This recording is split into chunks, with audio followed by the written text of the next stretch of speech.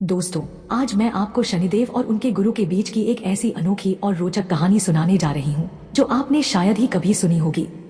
यह कहानी वैदिक ज्योतिष और शनिदेव के न्यायप्रिय स्वभाव को समझने का एक अद्भुत जरिया है।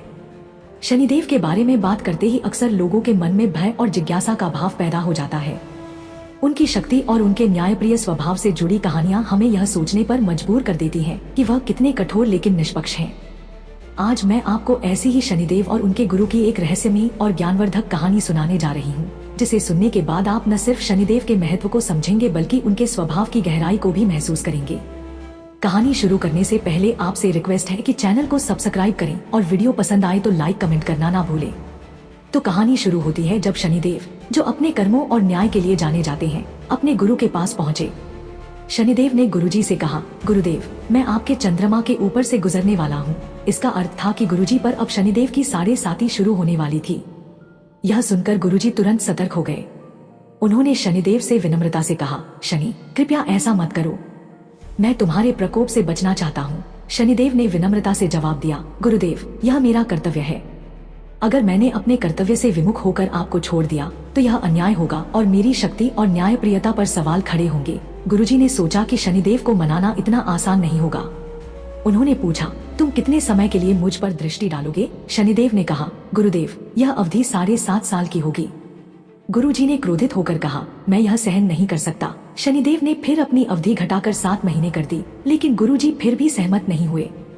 शनिदेव ने सोचा कि वह गुरुजी की बात मानते हुए इसे और कम कर देते हैं। उन्होंने कहा, तो फिर 7 दिन के लिए अनुमति दें, परंतु गुरुजी ने इसे भी ठुकरा दिया।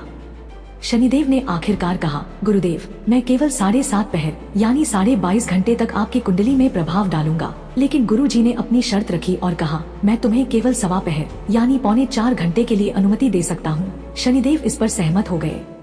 गुरुजी ने मन ही मन सोचा कि 1.25 पहर तो स्नान और ध्यान में ही बीत जाएगा। शनिदेव के प्रभाव से बचने का यह उनका तरीका था। लेकिन शनिदेव, जो हर मन की बात को समझने में निपुण थे, इसे भांप गए। उन्होंने ठान लिया कि गुरुजी को यह सिखाना होगा कि उनका प्रभाव कितना निष्पक्ष और अपरिहार्य है। इसके बाद गुरुजी गंगा नदी में स्नान करने गए। स्नान के बाद जब वे बाहर आए तो रास्ते में उन्हें एक तरबूज बेचने वाला व्यापारी मिला। वह कोई और नहीं, स्वयं शनिदेव थे, जो वेश बदल कर आए थे। व्यापारी ने गुरुजी को तरबूज दिखाते हुए कहा, महाराज, यह तरबूज बेहद रसीले और मीठे हैं, इन्हें एक बार खाकर तो देखिए। गुरुजी ने सोचा कि तरबूज खाकर स्नान के बाद कुछ ताजगी मिलेगी। उन्होंने तरबूज खरीदे और अपने झोले में रख लिए।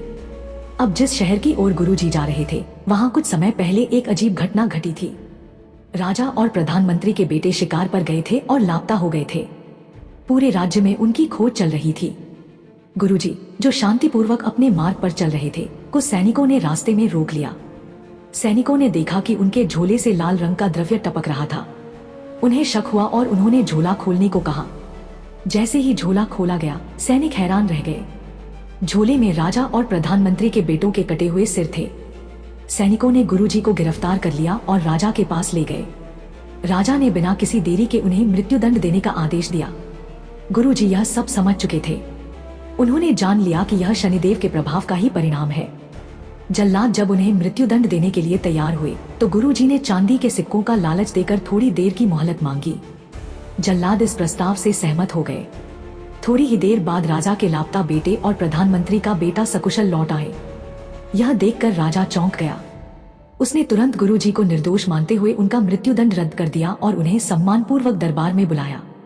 गुरुजी ने राहत की सांस ली और शनिदेव के प्रकोप का समय समाप्त होते ही उनसे मिलने का आग्रह किया। शनिदेव गुरुजी के सामने प्रकट हुए। उन्होंने गुरुजी से पूछा, गुरुदेव, अब आप क्या अनुभव कर रहे हैं? गुरुजी ने उत्तर दिया, शनि, केवल 1.25 पहर में ही मैंने इतना कुछ झेला। मुझ पर ऐसा कलंक लगा जो मैंने कभी सोचा भी नहीं था। सोचो, उन लोगों का क्या होता होगा जिन पर तुम सारे साती और ढया का प्रभाव डालते हो। यह सुनकर शनिदेव गंभीर हो गए। उन्होंने गुरुजी से वादा किया, गुरुदेव, मैं वचन देता हूँ कि जो व्यक्ति मेरे प्रभाव में रहते हुए अहंकार और अन्याय नहीं करेगा, उसे मैं कभी परेशान नहीं करूंगा।